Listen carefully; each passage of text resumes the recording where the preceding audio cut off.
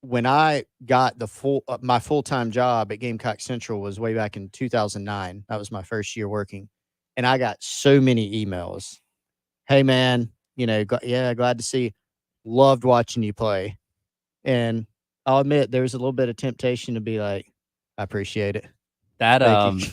that reminds me. So when the Falcons went to the Super Bowl in 98, 99, their quarterback was Chris Chandler Okay. and Crystal Chandelier, as people called him because he got injured so much.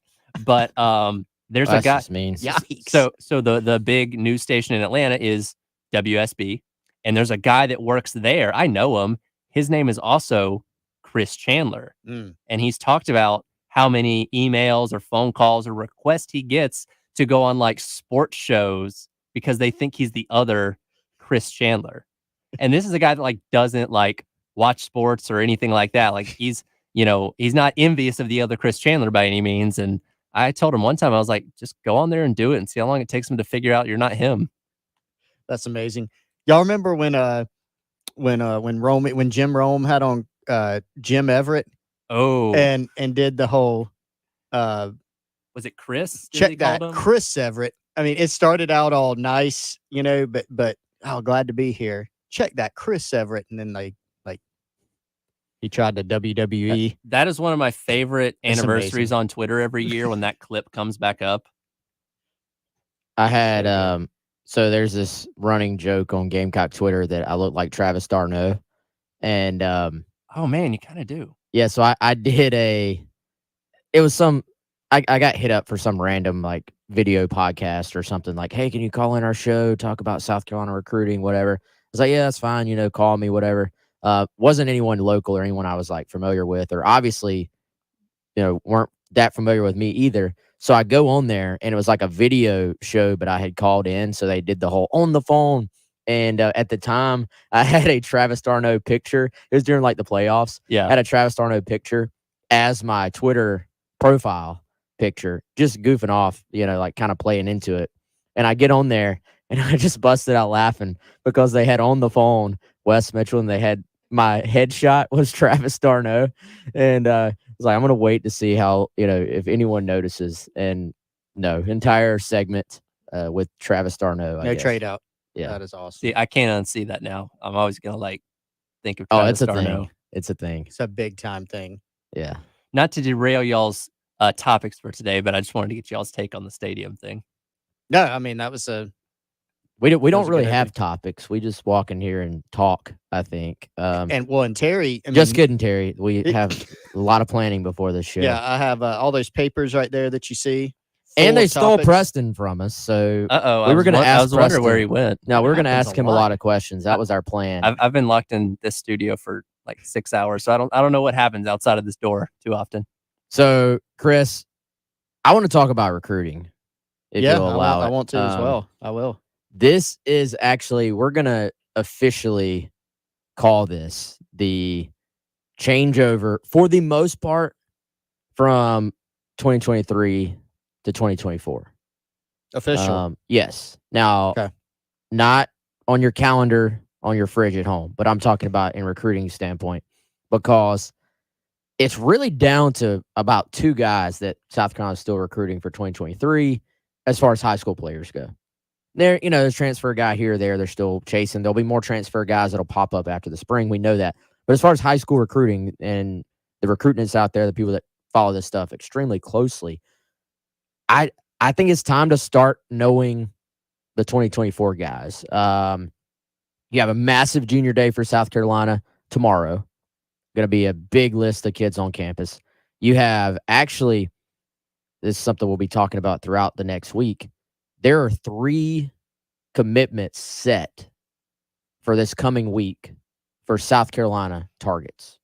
You have Cam Pringle on Sunday afternoon, currently the #1 offensive tackle in the country, although there's a kid in state who may also have something to say about that, I think, and Josiah Thompson at Dillon.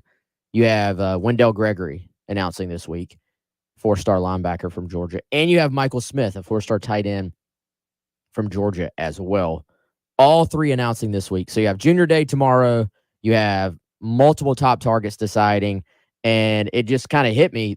hey, it's here. Like, this is where I think we need to start to turn the page to really tracking. We've already been tracking it, but I don't know if the casual recruiting fans have necessarily been following it yet.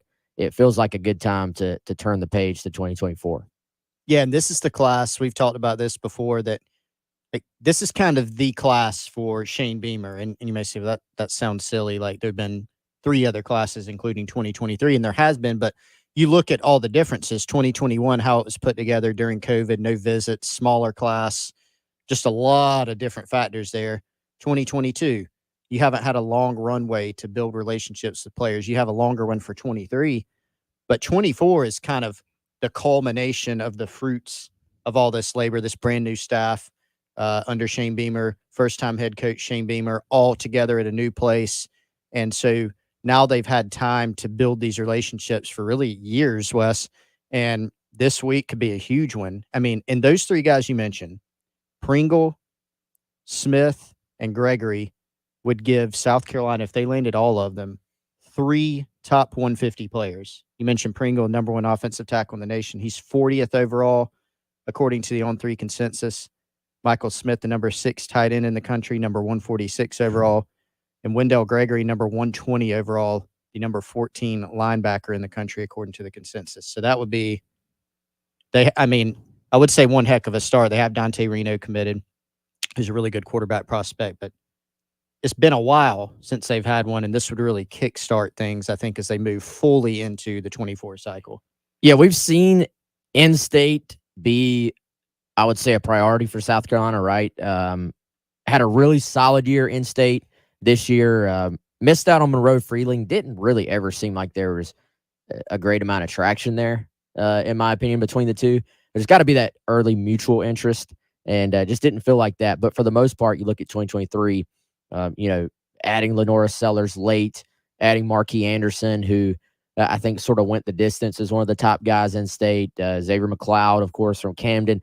Adding those guys, you go ahead and look ahead to this 2024 class in state. And Chris, you got to talk about Cam Pringle. You got to talk about Josiah Thompson. You got to talk about Mazio Bennett from Greenville. And I think after that, there's probably some discussion about who's next. And I'm talking about literally ranking the best players in the state, best prospects in the state, to be more accurate. I think there's conversation after that about who's next. There's certainly a conversation to be had about what order those 3 guys should be in, I think. But it feels to me like early on, reading what guys like Charles Power with On3 say, looking at the offer list as well, and just looking at who is being prioritized in the state of South Carolina, feels to me like Pringle, Thompson, and Bennett are kind of your top 3 in some order so far. Yeah. And I think this is going to be one of those classes that it could end up being deeper than we anticipate. Like, we may look back in 6-7 years and say, man, that class was a lot better than we thought. But 24 looks like it's going to be a little bit more top heavy, where you've probably got somewhere between 5 to like 7 guys who are going to be like, not just Power 5, but like upper tier Power 5 guys.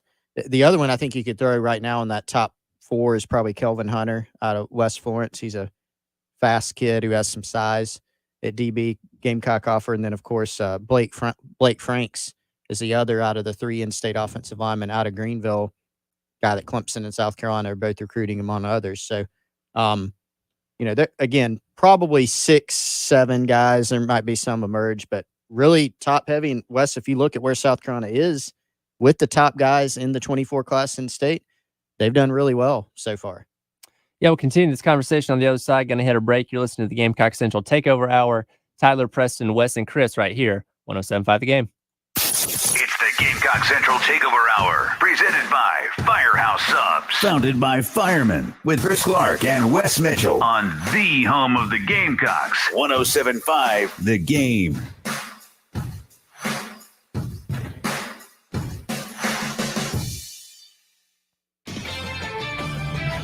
This is Damon Amendolara with your CBS Sports Minute.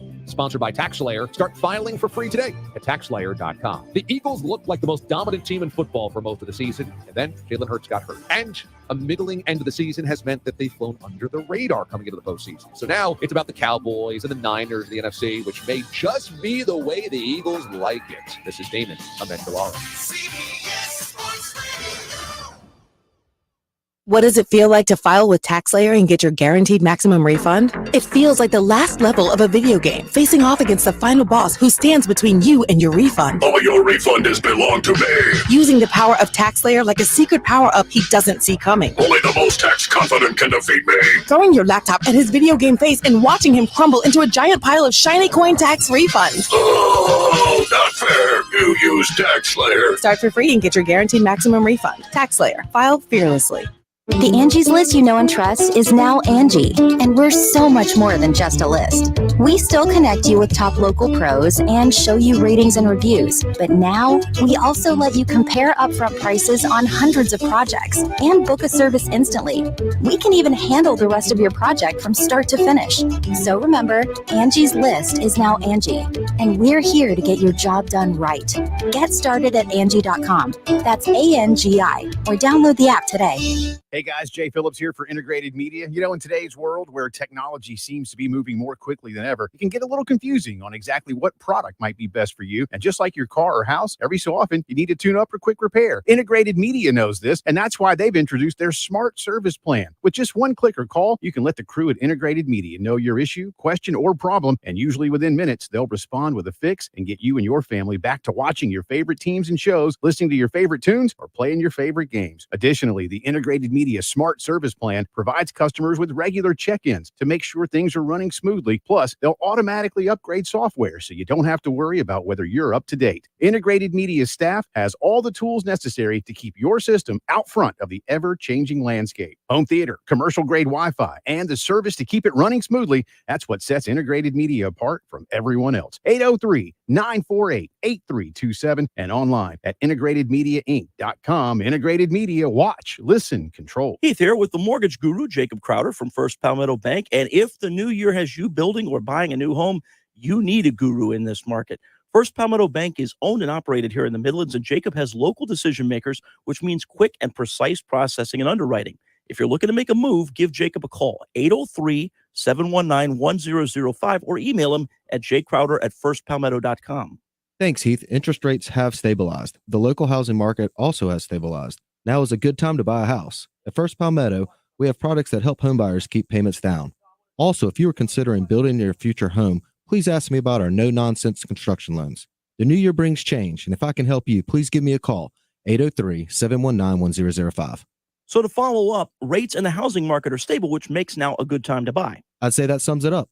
Great. Call Jacob Crowder today, 803-719-1005. My NMLS number is 198432. First Palmetto Bank is a member of FDIC and any clause lender. Go to nomoredraftywindows.com for full offer details. Attention all homeowners. Do you know when to replace your windows? Feeling too hot or cold? It's time to replace. Fog between the glass? Time to replace. Spending too much on expensive energy that literally goes out the window? It's definitely time to replace. If you've put off replacing windows in your home because it's too expensive, here's great news. You can now get a free in-home window consultation and free price quote from Renewal by Andersen, the company with the most 5-star reviews among leading full-service window replacement companies. And right now, you can save $359 off every window and $887 off every door. Just call 800-673-3579 for your free consultation on top-quality affordable windows or patio doors for $0 down, 0 payments, and 0 interest for a year. That's right, you don't pay a dime for an entire year. Plus, save $359 off every window and $887 off every door. But hurry, these big dollar savings end this month. Call 800-673-3579 right now. Call 800-673-3579. Don't wait. Call 800-673-3579. Broadcasting live from the Herndon Chevrolet Studios. This is 1075 The Game. Discover Herndon Certified. Herndon Chevrolet's premier used car warranty. Shop with complete confidence knowing Herndon Chevrolet has got you covered. Stop by or shop online today and see why Herndon Chevrolet makes you smile. It's the Gamecock Central Takeover Hour, presented by Firehouse Subs. Founded by firemen, with Chris Clark and Wes Mitchell on the home of the Gamecocks. 1075 The Game. Back in on the Gamecock Central Takeover Hour, Tyler, Preston, Wes, and Chris along with you. Continuing the conversation from the other side, we do have people weighing in on the Firehouse Subs text line. Very, very fired up about the potential of this 2024 class and looking forward to what Cam Pringle's decision is going to be. Yeah, Pringle decision coming up on Sunday afternoon. I was told 1, but then I saw some other places 2:00. So we'll verify the final time there. But currently planning to be there to cover that. Gamecock Central is. I always have a mental block on this. 2024 means they are what? They are rising seniors. So currently, right now, as he sits in class, he is a junior. Just finished his junior season. Got it. And Chris and I were talking a second ago. We are officially turning the page to 2024 because there's really only 2 high school guys left for 2023 leading into the February signing day. Everything has been so dramatically shifted up. There's a massive junior day for South Carolina tomorrow. 3 South Carolina 2024 targets are announcing this week. So ready or not, junior class is here. 2 things. Shout out to Cam Pringle from Woodlands. Shout out to Dorchester County, near the hometown. You seen this kid? I have not. Impressive. Listed at 6'8", 340. And has probably been that since he was like 10 years old. Freshman. Is this hometown listed as Dorchester? It is. Gotcha. It is. Okay. Part 2. What does junior day consist of? Yeah, so in general, I don't have the specifics on this one. I think like anything, there's always little tweaks and stuff from year to year. But junior day is kind of like an official visit, but that has been, I would say, shrunk. Condensed. Hey, there's a word. Condensed into like a late morning and an afternoon. So it's all right. If we want for this prospect and his family to get a feel for this program as much as we possibly can in 3 or 4 hours, this is what we want to show them. So you come in, probably meet at the ops building, maybe have some breakfast. At some point, you split out into position, meet this. If you're a quarterback, you're going to get like that. You're not going to get that 2-hour film breakdown. This is exactly how we're going to use you like you would for an official visit. But you may be sitting in there with 3 other quarterbacks, small group, but not necessarily one-on-one. Running backs go with the running backs coach. Wide receivers go with the receivers coach. Hey, we developed this guy. This is what we're trying to do on offense, and we need you to help us get there. Tour around the facilities. At times in the past, they've involved like some little games and stuff like that. I think kind of those are more like summer visits. You mean like lawn games or family games, that type of like just get everybody involved? Yeah, or not competition. We're not running or anything. No. They'll do like oh God, what's the word for it? I'm struggling today, y'all. Was it like Family Feud or no, Jeopardy like a hunt on campus okay, where scavenger hunt. Yeah, it'd be like, hey, who can find the statue of Cocky, and they'll be like in golf carts. So you're sort of, it's a way to tour the campus and teach about the campus without feeling like, oh wow, cool, a tour. There goes Capstone. Yeah, exactly. So they'll do like scavenger. I think that has been more as far as summer visits go. But just to give an idea, like that, it'll be planned out. It'll be somewhat laid back, but they're going to be trying to pile as much information as possible in there. Some food along the way. A lot of times in the past, they'll do like their demos as well, where they'll sort of show the nutrition area and maybe cook some food with the guys and like do a little like quick demo as far as you're going to learn to cook. Maybe let the guys get in there themselves, cook up some stir fry or something like that. Is something they've done in the past. So it is a condensed version of your other visits. And it's just designed to sort of, I think, set the foundation for your recruitment of that player. These days, a lot of these guys have all already visited.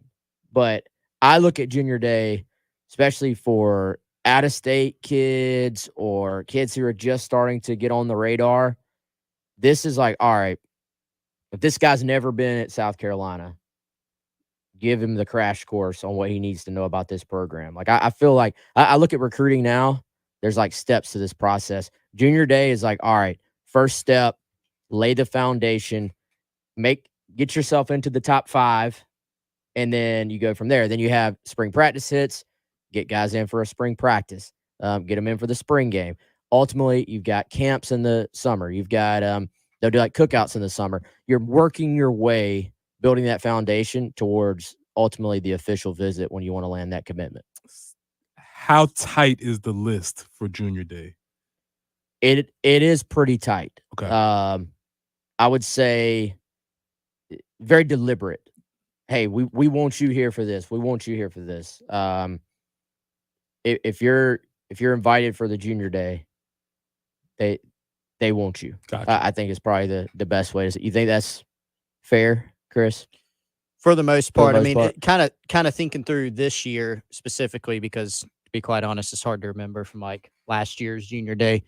There are a few guys that don't have offers, or maybe you're kind of ancillary to something else going on, whether it's like another prospect they are recruiting or just kind of a check-in or whatever it may be. But generally, the vast majority, like 90% of the guys. Yeah, the vast majority are guys that they've offered and want. And some of them will be the first visit, like Wes said, a crash course. Some of them, I mean, Wendell Gregory, for instance, who's going to be on campus. He's been a few times to Columbia. He's seen a game. He's seen other settings. And so for a guy like that, that can be something that, puts things over the top. So you can kind of see both ways. But yeah, definitely mostly guys that they are heavily targeting and are priorities. Or could, if they don't have offers now, could get one. Or like in that conversation for getting an offer later. And, and there'll be guys, hey, maybe you're a teammate with a guy we really want. So yeah, you can come too. It's cool. But I think there aren't any just random guys being invited to the junior days, basically, if that makes sense. So it is a big early foundational opportunity. And I think maybe one of the challenges of it is if you have guys on there that have been around your program a ton, it's what can you do to make it still entertaining, honestly. Like some of these in-state guys have been on the recruiting radar for not months, years. So it's like, how do you find something new for these guys to do while they're on campus? I think it can be a challenge when guys are getting recruited so early. We'll continue this conversation on the other side. You're listening to the Gamecock Central Takeover Hour on 107.5 The Game. Tyler Head, Preston Thorne, Chris Clark, and Wes Mitchell. You can hit us all on Twitter. I'm at TylerHead18. He's at Coach P Tweets. He is at GC Chris Clark, and he is at Wes Mitchell GC. We'll be right back on 107.5 The Game. It's the Gamecock Central Takeover Hour, presented by Firehouse Subs. Founded by firemen, with Chris Clark and Wes Mitchell on the home of the Gamecocks. 107.5 The Game.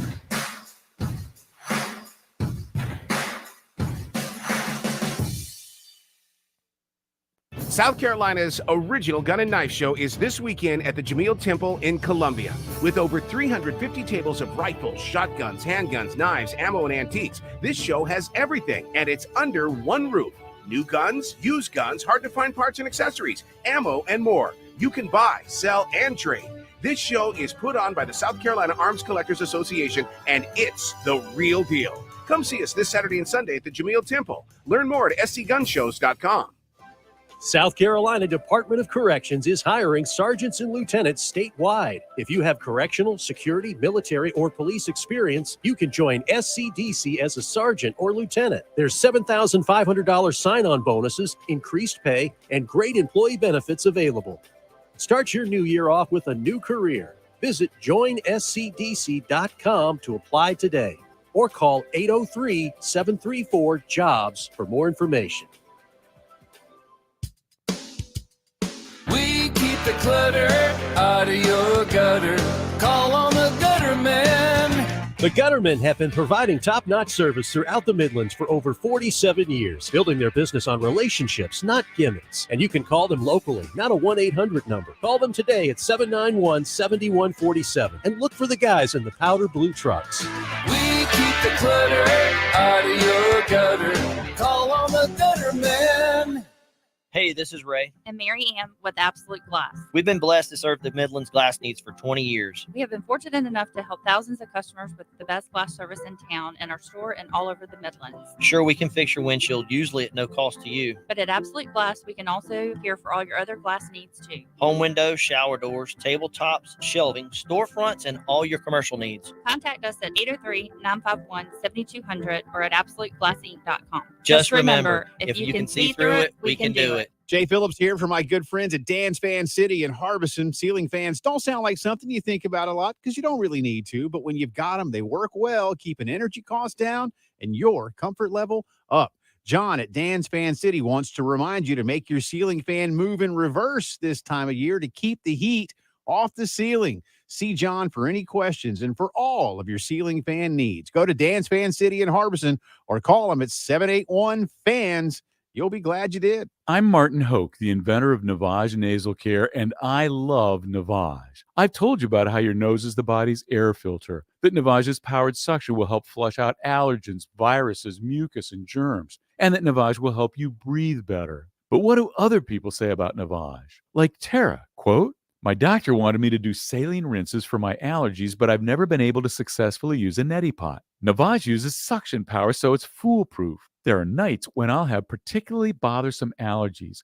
I'll bust it out, and the results are immediate. It's such a relief. It's become a lifesaver," unquote. She's one of over 100,000 online reviews praising Navage, the all-natural solution trusted by over 3 million people to help you breathe better, sleep deeper, snore less, and stay healthier without drugs. Navage is available at Walmart, CVS, Walgreens, Target, Rite Aid, and online. Navage, Navage, clean nose, healthy life. With the Kroger Plus card, it's easy to get lower than low prices for the win. Earn fuel points on every purchase and save up to $1 a gallon at the pump.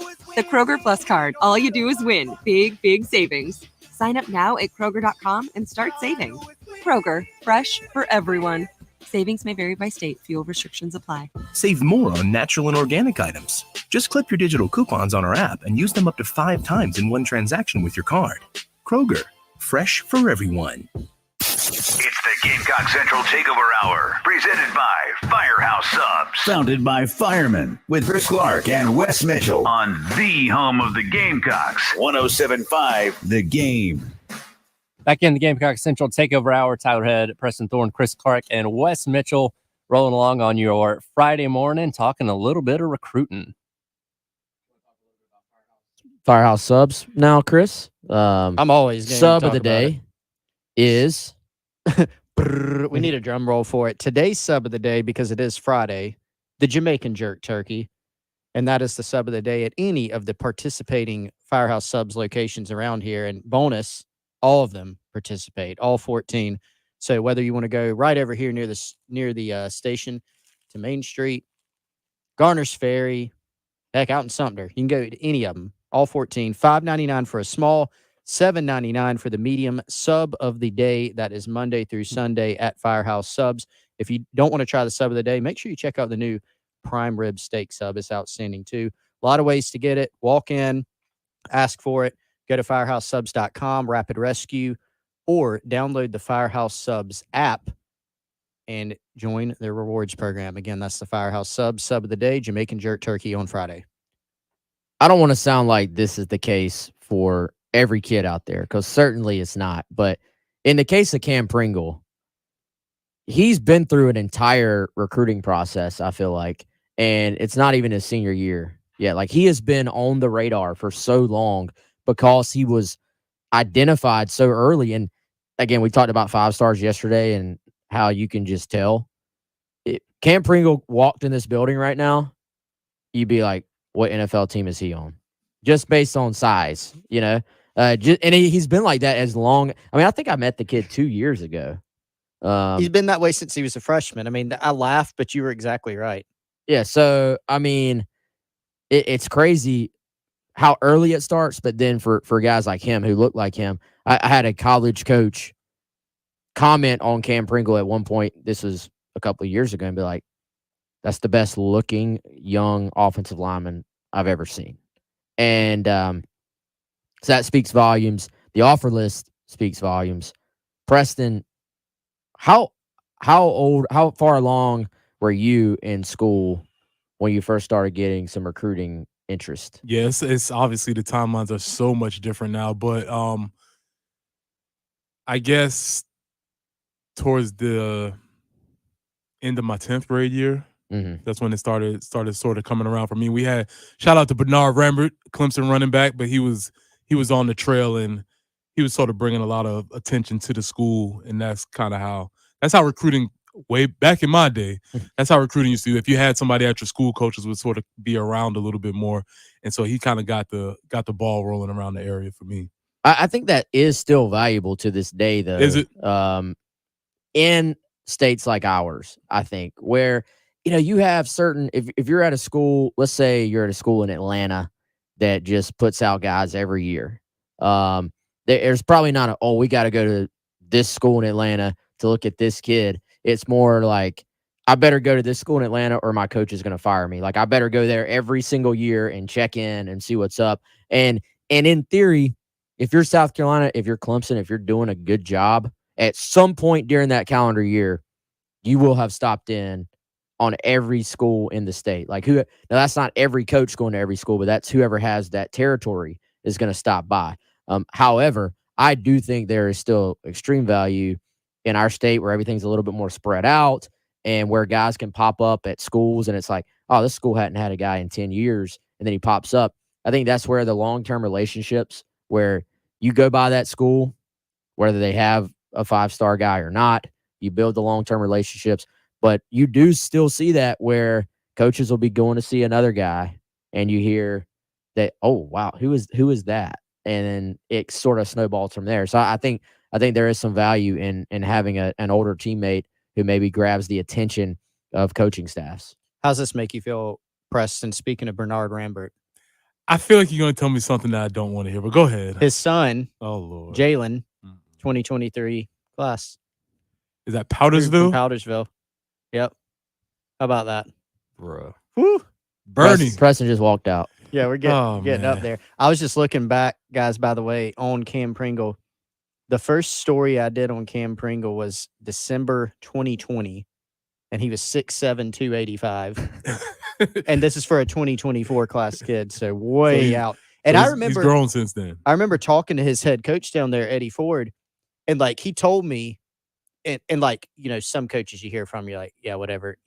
If he tells me about a guy, I'm gonna watch and listen, and I know that it's legit. But even then, I'll admit, if he's listening, I'm sorry. When he's like, I've got a national recruit who's a freshman and he's this size, I'm like, is he really that size? But then I turned on the film, I was like, yeah, he's big and he's gonna be a national recruit probably. And that was Cam Pringle. So he looked a little bit different then. He's gotten a little bit bigger in terms of filling out, but he was physically impressive even then. Just listen to that sentence you said. He's gotten bigger and he's filled out from 6'7" to what? 285? 285. He had to fill in that little frame, so hopefully he's put some meat on there somewhere. I hope we can find a spot to put some extra weight on there. He's special, man. I mean, again, I don't know what when we get in here, I don't know what carries over onto the air and what doesn't. It kind of all runs together. But I don't know if I've seen our state have guys like him and Josiah Thompson and then Blake from Greenville. Same class. Like that does not happen in our state. And I feel like our state hasn't really put out over the years as many top O-line as maybe they have receivers or defensive ends. Like I feel like receivers, defensive ends are where we've like made our money, so to speak, as a state. And maybe that's normal. I don't know. But the fact that you have these three guys, you had Monroe Friedling in the last class who actually ended up being I think a 5-star on 3 as well. You have a couple of years here where we have really done well as far as those guys go. This is totally Preston editorializing, so these opinions are mine and mine only. They do not represent Chris, West, Tyler, 107.5, anybody. But to have the offensive lineman be the cornerstone of your recruiting class, that feels like it's always going to be a better option. Just from y'all have done this a long time. Would you agree that offensive linemen tend to be easier to recruit? I don't know if that's easier is the right word, but they tend to be. It's just a different recruiting process for offensive linemen. Maybe not as high maintenance is the word I'm kind of thinking. I'm going for. Not as high drama. Yeah, they tend to be more salt of the earth type of folks, and that character might lead over towards a recruiting class if you have these national type of dudes. Am I off on that? No, I don't think you are at all. And I think some of this, like I've seen people say, oh, Carolina's had this huge emphasis on landing all these top offensive linemen. And I would say to that, yes and no. Like, obviously, this is college recruiting. Like, there is no limit. Just because you had some great offensive linemen doesn't mean, oh, well, now you can't recruit a great quarterback. You're trying to recruit great players at every position. I think it's kind of worked out where these top in-state guys have been offensive linemen. So some of it has just kind of worked out this way. Marquis Anderson, last class, consensus 4-star guy. All the services have him as a top offensive lineman. And, Carolina prioritized him and landed him. They signed a big class of O-line guys last year. Yeah, they needed numbers, but they got quantity as well. And it was somewhat because these guys were in their territories that they already had some really good relationships, I think. But certainly, I think if you're going to build an offense in college ball, to me, you build it around the quarterback. But then right after that, you've got to have good O-line play. And we've seen Carolina fans get very frustrated, I think, with O-line play over the years. Some warranted, some not, in my opinion. But yeah, I think they've set themselves up to really just build this entire thing around their offensive line moving forward. Yeah, and it's a tough position to project. I mean, like, look in the NFL and, if you go through and look at where's this guy from, I mean, you will find, okay, this guy was a former tight end, or this guy played at a Division II school. Like, it's hard. There was a really good piece that came out. Heath covered this yesterday. If y'all look at the All-Pro team in the NFL this year, which side of the ball do you think had the highest ranked recruits in high school, offense or defense? NFL All-Pro team. I've already seen it, so yeah, my first guess would be offense. It is defense. Average offensive star ranking for this year's All-Pro team, 2 stars. Pretty crazy. Was it 2 or 3? Wait, say that again? Average offensive ranking of the 11 All-Pro players, 2.0. Pretty wild. What is defense? Defense, 4.5. Pretty wild. Really good piece from The Athletic by Bruce Feldman. Actually, in I need to read that. second paragraph, current Gamecock assistant Jody Wright gets a shout out in that piece from when they were recruiting Josh Jacobs at Alabama. Josh Jacobs was, once Alabama got on him, he had offers from Tulsa and New Mexico State. He was a Wildcat quarterback, Alabama. I bet really there were some Alabama fans complaining. Livid. Yeah. Who was this guy? Who are we? And he was awesome. Beating Tulsa for this guy? You gotta be kidding me. This is Alabama football. But it's tough. I mean, like, especially small sample size though. With offensive linemen, like I think that's one where if you look at it, and that data kind of made me rethink a lot of things. That's 1 year. That's not necessarily going to be every year. But I did start thinking about it, and you go, okay, I get it. Like, Patrick Mahomes was like a 3-star. Josh Allen went to Wyoming. You see these kind of quote-unquote no-name receivers. Like, you certainly see a lot of no-name offensive linemen and running backs, so it makes a lot of sense. So we'll be back on the other side to wrap up this conversation, to wrap up the week. You listen to Gamecock Central on the 107.5 The Game. It's the Gamecock Central Takeover Hour, presented by Firehouse Subs. Founded by firemen, with Chris Clark and Wes Mitchell on the home of the Gamecocks. 107.5 The Game.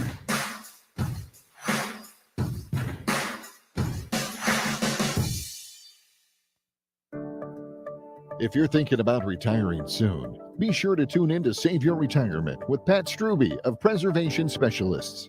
Join Pat as he talks about the latest trends and headlines that could impact your retirement. Don't go into retirement unprepared. Listen each Sunday morning at 10 to Save Your Retirement with Pat Struby of Preservation Specialists.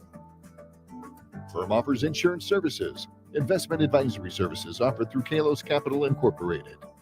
At Atkins Law, we understand the key to teamwork is trust, and we would like to thank all of our clients for trusting us when they've been hurt on the job.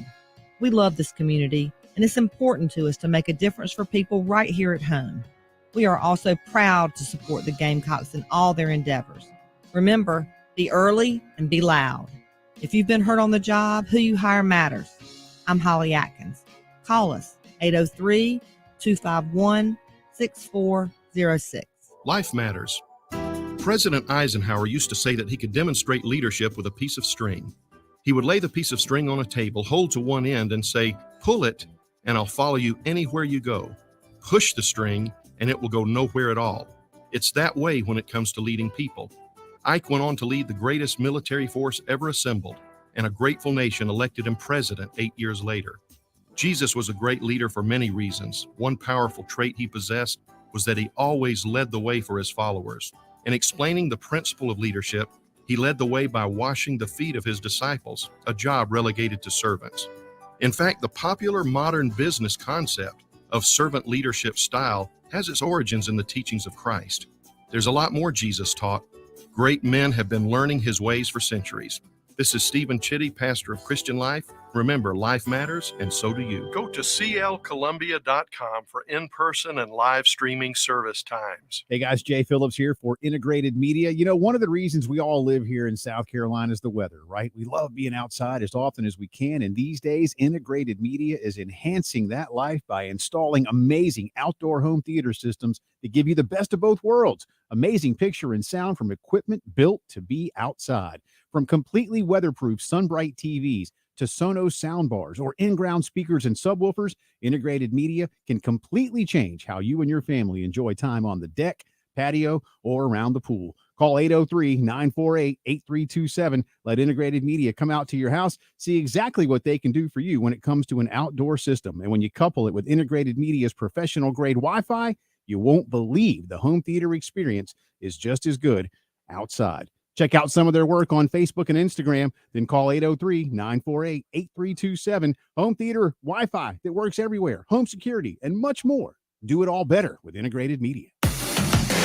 Broadcasting live from the Herndon Chevrolet Studios. This is 107.5 The Game. A great selection of new Chevys is available now at Herndon Chevrolet. The lot is packed with inventory and more is on the way. So shop your hometown Chevy dealer today. Stop by or shop online today and see why Herndon Chevrolet makes you smile. It's the Gamecock Central Takeover Hour, presented by Firehouse Subs. Founded by firemen, with Chris Clark and Wes Mitchell on the home of the Gamecocks. 107.5 The Game.